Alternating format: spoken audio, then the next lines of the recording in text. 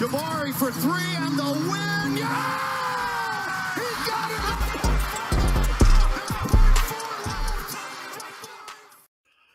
What's up, everybody? I'm Lashard Binkley. I am a credential writer for SB Nation and the Dream Shake covering the Houston Rockets. And of course, I am the host of Rockets Fuel Podcast. And I wanted to give you a quick breakdown of how I think this offseason is going to go for the Houston Rockets. First, I want to start off with the draft.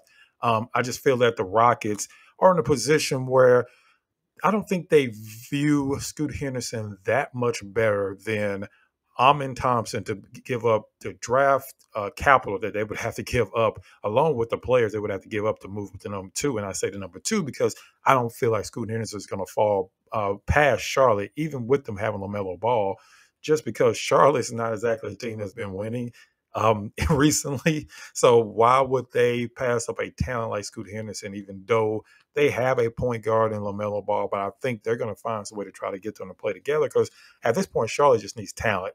They can't really try to go for fit.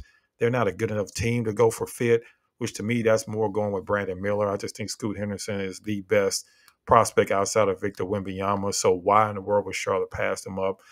Maybe they field offers for that number two pick, but I think ultimately they take Scoot Henderson. And if they take Scoot Henderson, I think Brandon Miller is probably going to go three.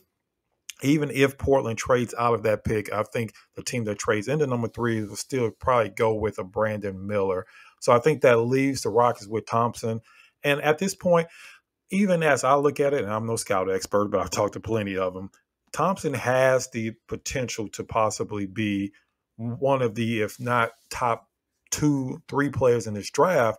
So if you're the Rockets and you're still rebuilding, yes, you want to win more this year. We've heard it from Tillman Fertitta. We've heard it from the new head coach. We heard it from Rafael Stone. We heard it from everybody. So we know the Rockets want to win this upcoming season, but you're not going to be good enough to compete with the top teams in the league this coming season. You're probably not going to be good enough to compete for a top 8 spot in the playoffs. You're probably going to be competing for a play-in spot, which is perfectly fine. That's where the Rockets need to be. So why would you give up, future draft capital and players, which you're probably going to give up a player like Jabari Smith or Alperen Sengun or Jalen Green to be able to move up, because the teams in front of you are just not going to give you that top 2 or top 3 pick just because you're giving them a number 4 or number 20. That's not going to be enough. The Rockets will have to give up a major asset to be able to move up. So why do that if you know that Amin Thompson is maybe better than Miller, maybe not better than Scoot, but he has a potential to be something special. So at this point, I think the Rockets stay where they are at number 4. I think the number 20 pick is definitely more in play. I think they're trading that number 20 pick. I don't think they want another young guy that they're going to have to develop over the next few years. I think that number 20 pick comes into play a lot more than number 4 pick. So I think they trade the number 20 pick to try to get some veteran leadership on this team through trade, because they're also going to do that in free agency. And speaking of free agency, we heard the news today that, again, another report comes out that this time that James Harden is not likely to come to the Rockets. We've kind of heard everything from Harden. He's absolutely come to the Rockets to he's torn. Now he's not coming to the Rockets. So it's all over the place.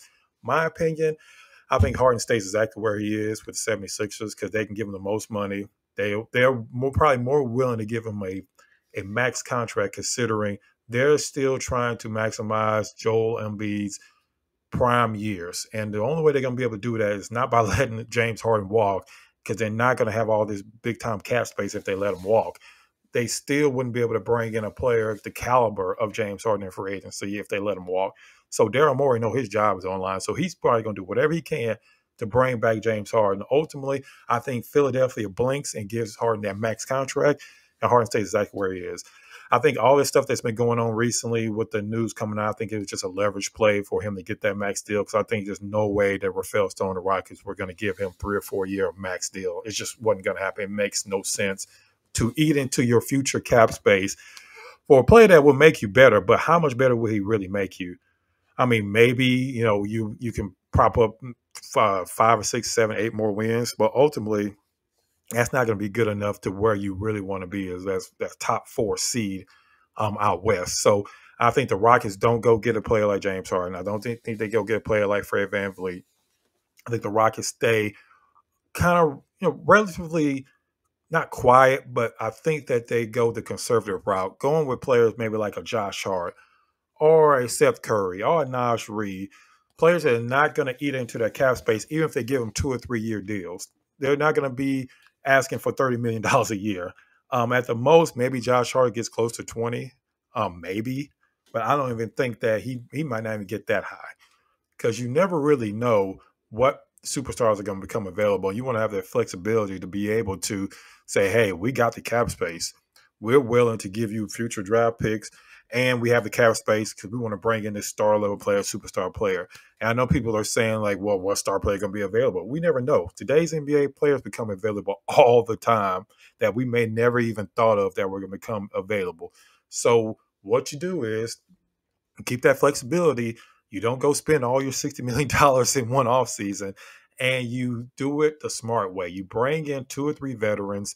If I'm doing anything big, it's trying to go out and get a player like a Mike Conley, who's on the last year of his deal with Minnesota. Maybe you can entice them with that number 20 pick, and maybe another player like a Jay Sean Tate, or even a KJ Martin, the player like that, to bring in a Mike Conley, who will be a perfect backup point guard, that the Rockets definitely need, a veteran leadership that they definitely need on this team. So I think the Rockets don't go crazy on the cap space trying to bring in big names.